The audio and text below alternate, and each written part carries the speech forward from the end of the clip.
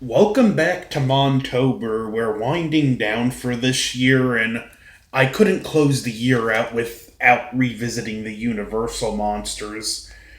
So this year, I'm giving you Bride of Frankenstein. I had an initial plan over the course of 3 years to do the Karloff trilogy, and this is the middle chapter. And arguably the best, the Karloff trilogy is so even it's debatable. The movie begins with a scene with Mary Shelley, and it's acting like the events of the movie are how the book played out. Played by Elsa Lanchester, who would play the bride later on in the movie. In the the story proper picks up right as the first movie ended.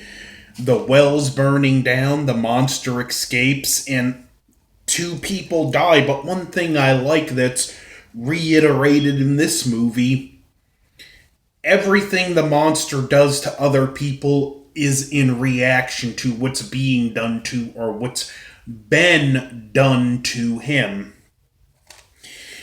And we have Henry recovering, and his mentor, Dr. Pretorius, shows up hearing about what happened. And there's a scene where he's so blown away with what Frankenstein did, and then he shows off his creations, and he's actually created full little people out of nothing.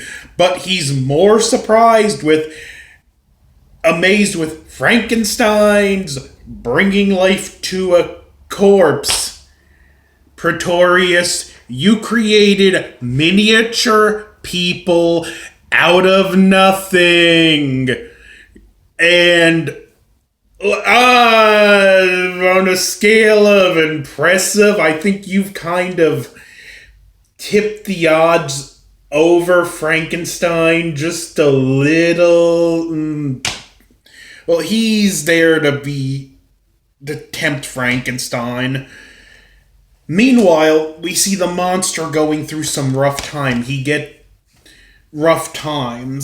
There is a nice scene where he sees this shepherd girl, and he goes to this little pond, and he's drinking out of it. And this shepherd girl sees him, screams, and falls in, and the monster immediately jumps in the water and pulls her out. Kind of a nice callback to when he threw the little girl in the water and she drowned.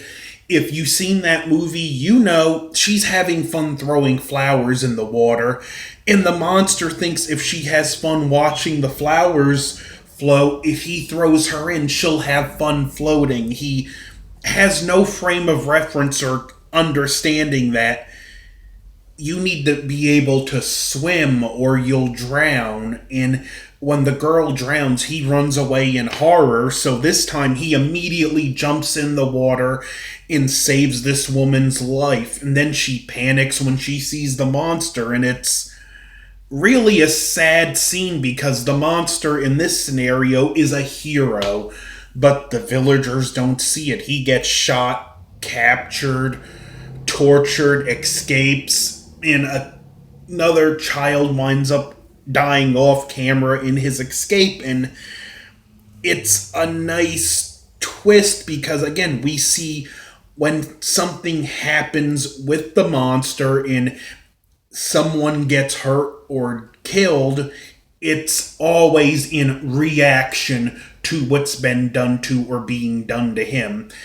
If you don't get nothing else I say in this review, at least in the first two movies, the monster only responds in violence in reaction. And I like that take on the character. It makes him more sympathetic. In the next movie, he's more of a puppet on Igor's strings, but we'll talk about that next year.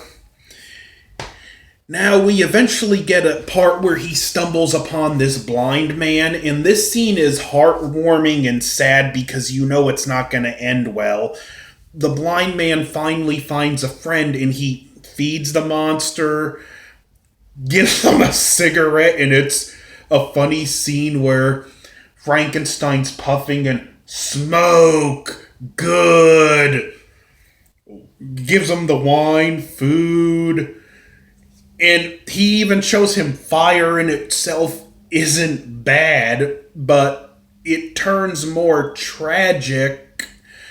It turns tragic when some hunters see the monster and it causes the blind man's house to burn down and the monster to run away in a panic. And the way this scene's played out and what we seen from the monster, I think had they not stumbled upon it and that blind man and the monster been left alone, the monster never would have hurt another person, at least until the blind man died of old age and people would have assumed the monster did something to him. But again, it's a nice touch. This monster's more innocent in that respect. And he ultimately stumbles upon Pretorius. And I like this because we see the monster knocking things down in a cemetery scene, which no one did cemetery scenes like Universal did with their old horror films. And he basically knocks a statue to make, I don't know if it's intentional or not, but it feels kind of intentional. He knocks a statue down to make them think he ran off in another direction, and he encounters Pretorius, and Pretorius, being a master manipulator, manipulates the monster and uses it as leverage to get Frankenstein to create another one. The monster's lonely and wants companionship, so they make him a bride, and Pretorius winds up using the monster to use leverage on Frankenstein's wife. If you don't make this, your wife's gonna die. And we get another creation scene. We get Frankenstein's monster killing Pretorius's two thugs. And when the monster's revealed, you're happy for the monster at the moment and you want it to work out for him. But she's scared of the monster. And you can tell the monster's just broken. And then when he grabs this lever and Pretorius like, that'll blow up the whole lab, and Frankenstein's wife shows up and she's pleading with him to come with him, and Frankenstein's compassionate for his creations in this, and he's like, no, I can't leave, I have to help them.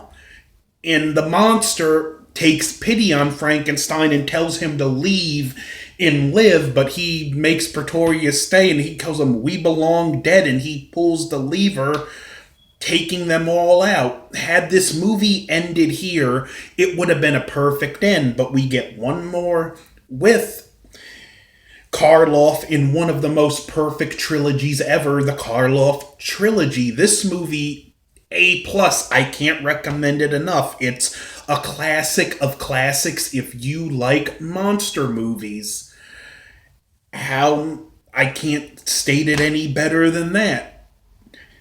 I actually got into doing this Montober because I just wanted to talk about the Universal monsters, and then it just branched out into, you know what, every October I'll do a series of horror reviews, and Bride of Frankenstein, one of the best in the Universal catalog. I don't know how I would rate my favorite in the Karloff trilogy because they're all so even. You ask me on a Monday, I might say Bride, Son, Frankenstein. You ask me on a Tuesday, I might say Frankenstein, Son, Bride. They're that equally good in my opinion. My favorite Universal monster movie will always be The Wolfman, but any of the Karloff trilogy can compete for second. So that's my thoughts on Bride of Frankenstein. Next week, I don't know what other movie I'm going to do, but I'm going to close things Halloween Day. I'm going to review the original John Carpenter's Halloween. And November's coming up, which means Duke-vember, and just as a brief touch-up on that, I got The Flying Leathernecks on DVD, a movie I never seen before. Got it over the summer, and I can't wait to review it because you're going to get my initial reaction upon seeing this movie for the first time. But don't forget to like, share, comment, and subscribe.